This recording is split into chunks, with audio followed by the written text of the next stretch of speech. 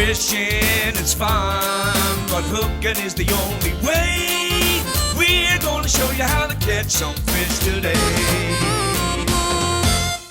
Hey everybody, Vince Harris once again with Anglers Press Outdoors. As you know, the purpose of Anglers Press Outdoors is to show the everyday fisherman where they can find good fun and have good times on the water, local and close to home. We have the Future Pro Classic March 4th, and we have one on March 26th.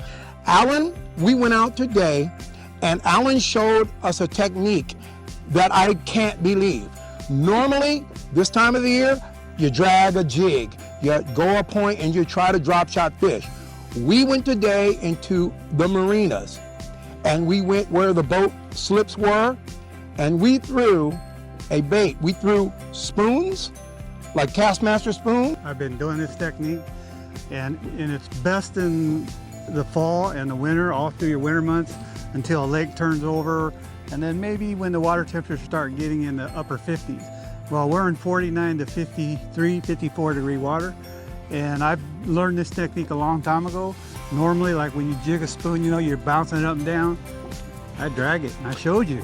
That was what the most incredible thing was. I've spooned before. You're supposed to jig it and keep it going like fluttering chat. We are dragging these spoons like you're dragging a Texas rig worm, and you they're picking it up. These fish are methodic, so Okay. they're not swimming around 100 miles an hour.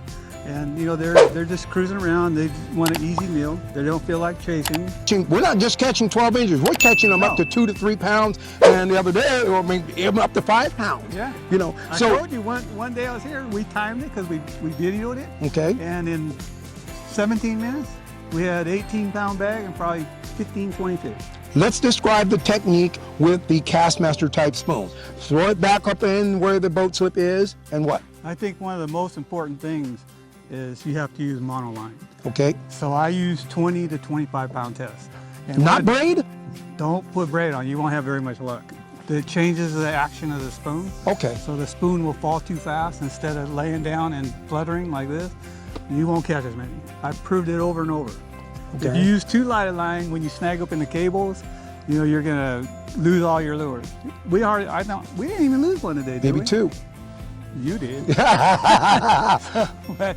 But it's just a technique that's so deadly this time of the year. The second thing we did, the next thing I know, I turn around and wham, he's got a big one, and he doesn't have a Castmaster style spoon on. No. He's got this huge thing that looks like something you go on the Happy Hooker salmon boat out the Fairlawn. It's a big spoon called the flutter spoon. The flutter spoon it's a little bit different than a regular spoon. It's a totally different kind of fall. I showed you the line, how it would pulse, so the spoon's going like this, and drops. And it's very effective because I saw all them fish outside the dock, the marina, earlier where they were under the marina. Then they all moved out and they got in between, and I could see them on my active live. Alan said, throw it out as far as you can. I must have thrown it a good 75 to 100 yards behind the boat. Let the flutter spoon flutter down. Watch the line, because if the line takes off, he's on. If it doesn't take off, you let it flutter to the end, you reel slowly and stop. Slowly and stop, wham. I thought I was on a cable, and it was actually a good 3-pound fish. Yeah. That's incredible. Don't forget, guys, don't run all over the lake looking for fish, and if you're just fishing for fun, these boat docks can be the key to winning the tournament and putting a lot of fish in your live well.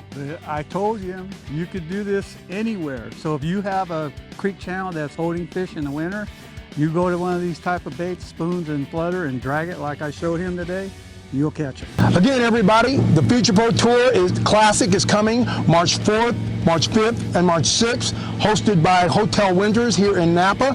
But some of you will be fishing the other events that are coming here to Lake Berryessa, and you may not be proficient with the spoon. If you don't know how to throw the spoon, there is an good old-fashioned way of catching these fish that's been tried and true, and that's called, some of us old guys call it the gitzit, but it's basically generically called a tube bait.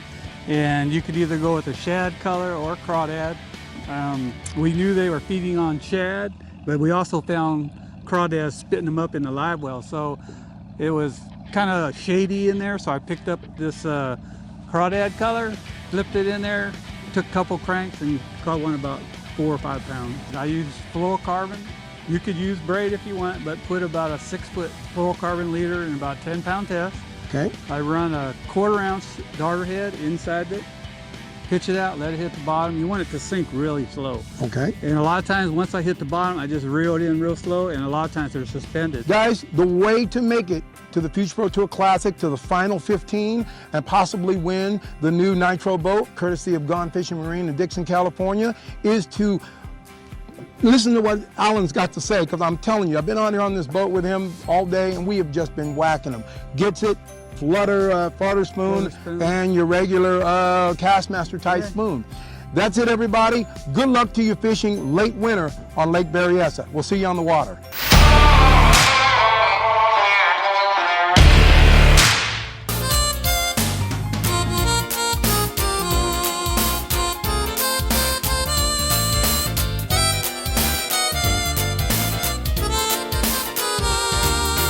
Fishing is fun, but hooking is the only way. We're gonna show you how to catch some fish today.